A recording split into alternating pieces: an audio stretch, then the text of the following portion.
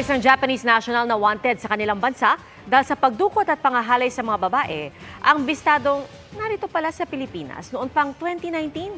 Pero wala na siyang kawala sa Bureau of Immigration. At tinutukan niya ni John Consulta, exclusive. Sa tapat ng banyo sa isang casino hotel sa Parañaque, nakorin ng mga tauhan ng Bureau of Immigration Fugitive Search Unit ang 38 taong gulang na lalaking Hapon. Arestado ang dayuhan sa bisa ng mission order ng BI. May warrant of arrest kasi laban sa kanya sa Osaka, Japan dahil sa kasong pang-aabuso sa kababaihan. Ayon sa BI, nakapasok na sa bansa ang Japanese national noon pang 2019 bago pa nailabas ang warrant sa Japan. Mau-consider din natin siya na isang serial rapist.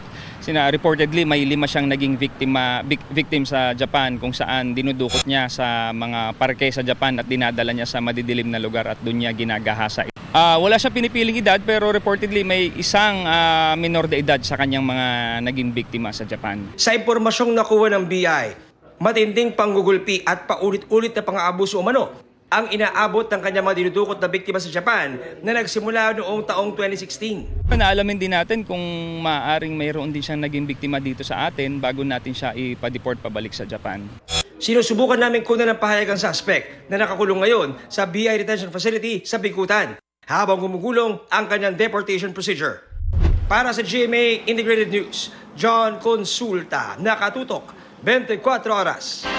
Mga kapuso, patuloy na tumutok sa mga balita, mag-subscribe sa GMA Integrated News sa YouTube.